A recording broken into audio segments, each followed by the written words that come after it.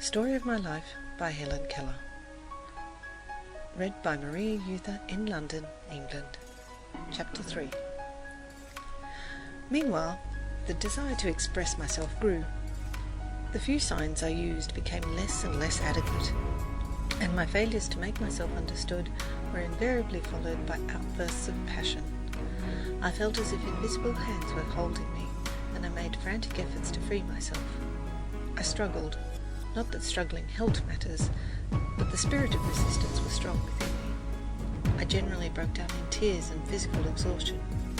If my mother happened to be near, I crept into her arms, too miserable even to remember the cause of the tempest. After a while, the need of some means of communication became so urgent that these outbursts occurred daily, sometimes hourly. My parents were deeply grieved and perplexed. We lived a long way from any school for the blind or the deaf, and it seemed unlikely that anyone would come to such an out-of-the-way place as Tuscumbia to teach a child who was both deaf and blind. Indeed, my friends and relatives sometimes doubted as to whether I could be taught. My mother's only ray of hope came from Dickens's American Notes. She had read his account of Laura Bridgman, and remembered vaguely that she was deaf and blind, and yet had been educated.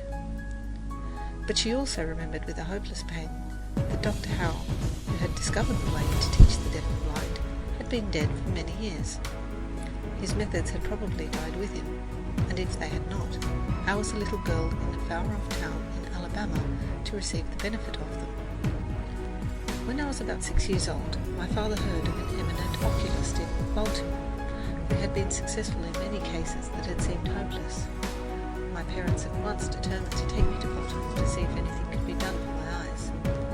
The journey, which I remember well, was very pleasant.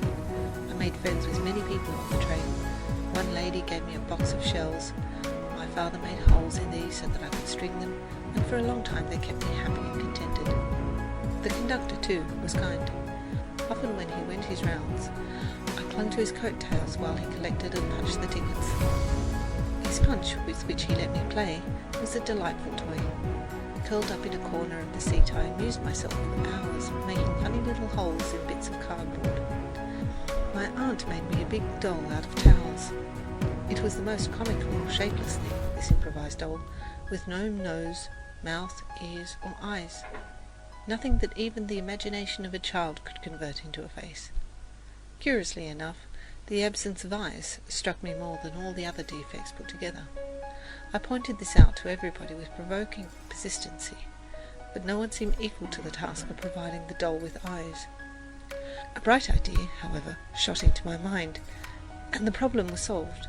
I tumbled off the seat and searched under it until I found my aunt's cape, which was trimmed with large beads. I pulled 2 beads off and indicated to her that I wanted to sew them on my doll. She raised my hand to her eyes in a questioning way, and I nodded energetically. The beads were sewed in the right place, and I could not contain myself for joy, but immediately I lost all interest in the doll. During the trip, I did not have one fit of temper. There were so many things to keep my mind and fingers busy. When we arrived in Baltimore, Dr. Chisholm received us kindly, but he could do nothing. He said, however, that I could be educated, and advised my father to consult Dr. Alexander Graham Bell of Washington, who would be able to give him some information about schools and teachers of deaf or blind children.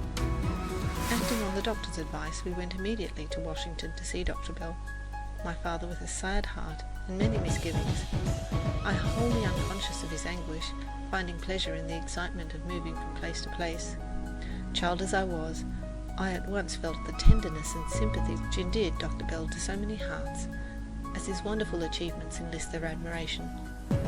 He held me on his knee while I examined his watch, and he made it strike for me. He understood my signs, and I knew it, and loved him at once. But I did not dream that that interview would be the door through which I would pass from darkness into light, from isolation to friendship, companionship, knowledge, and love. Dr. Bell advised my father to write to Mr. Anagnos, director of the Perkins Institution in Boston, the scene of Dr. Howe's great labours for the blind, and ask him if he had a teacher competent in my education.